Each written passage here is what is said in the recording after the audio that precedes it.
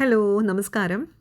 Mango season ചെറുതായിട്ട് അങ്ങോട്ട് സ്റ്റാർട്ടായിട്ടേ ഉള്ളൂ. ഈ സീസണിലെ ആദ്യത്തെ കേക്ക് ചെയ്തിട്ടുള്ളത് ദിവ്യയ്ക്ക് വേണ്ടിയിട്ടാണ്.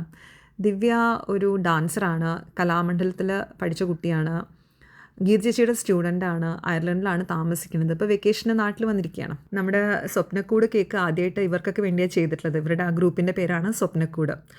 അപ്പോൾ ദിവ്യയ്ക്ക് ഏത് ഫ്ലേവറാണ് വേണ്ടതെന്നുള്ള ഡിസ്കഷൻ്റെ ഒടുവിൽ മാംഗോ കിട്ടുകയാണെങ്കിൽ നല്ലതായിരുന്നു എന്ന് പറഞ്ഞു. അപ്പോൾ നാട്ടിൽ കുറച്ച് സമയത്തേക്കേ ഉള്ളൂ. അപ്പോൾ ഈ ഒരു ഫ്ലേവർ വേണമെന്ന് ഒരാഗ്രഹം പറയുമ്പോൾ എങ്ങനെയെങ്കിലും ഞാനിത് സംഘടിപ്പിക്കുമല്ലോ. അങ്ങനെയാണ് നമ്മുടെ ഈ മാംഗോ കേക്ക് റെഡി ആയിട്ടുള്ളത്.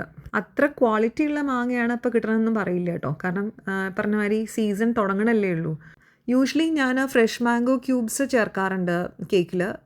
ഇത്തവണ പക്ഷേ ഫ്രഷ് ആയിട്ട് ചേർക്കുമ്പോഴത്തേക്ക് നല്ല പുളിയായിരിക്കും. അതുകൊണ്ട് കമ്പോർട്ട് ചെയ്തിട്ടാണ് ചേർത്തിട്ടുള്ളത്. നമ്മുടെ നാട്ടിൽ കോമ്പൗണ്ടിലൊരു മാവുണ്ട് കേട്ടോ. കുറേ വർഷങ്ങളായിട്ടുള്ള മാവാണ്. പക്ഷെ അത് കായ്ക്കേ ഇല്ല കേട്ടോ. അതങ്ങനെ തലയുയർത്തി പിടിച്ചങ്ങ് നിൽക്കും.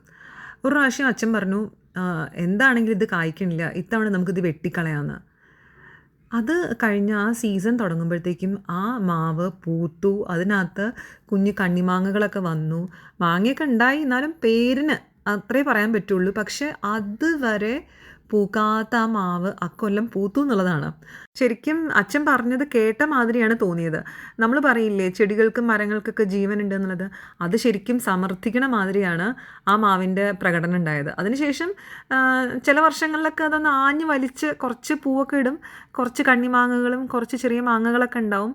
വലിയ രസമൊന്നുമില്ലെങ്കിലും അങ്ങനെ അതിൻ്റെ പ്രസൻസ് അതിങ്ങനെ ഇടയ്ക്കിടയ്ക്ക് നിലനിർത്തിക്കൊണ്ട് പോകുന്നുണ്ട്. കാരണം ആൾക്കും പേടിയുണ്ടാവേ, ഇതിങ്ങനെ കുറച്ച് കാലം അങ്ങോട്ട് സ്റ്റോപ്പായി കഴിയുമ്പോഴത്തേക്കും ഇവർ പറഞ്ഞ മാതിരി ചെയ്യുമോ എന്നുള്ളത്. എന്താണെങ്കിലും അതവിടെ അങ്ങനെ കണ്ടിന്യൂ ചെയ്യുന്നുണ്ട്.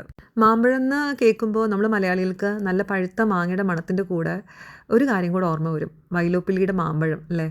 സ്കൂളിൽ പഠിച്ചിട്ടുള്ള മലയാളം പദ്യങ്ങളിൽ മാമ്പഴം അതുമാതിരി വളരെ കുറച്ച് മാത്രമാണ് എനിക്ക് എപ്പോഴും ഓർമ്മയിലുള്ളത്. മാമ്പഴം മറക്കാനേ പറ്റില്ല.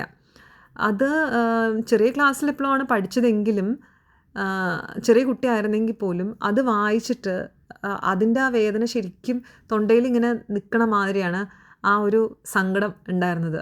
അതെപ്പോൾ കേട്ടാലും എപ്പോൾ വായിച്ചാലും അത് തന്നെയാണ് എപ്പോഴും ഉണ്ടാവാറുള്ളത്. അപ്പോൾ ആ ഒരു കവിയുടെ എന്താ പറയുക, എഴുത്തിൻ്റെ മേന്മ തന്നെയാണല്ലോ അത്.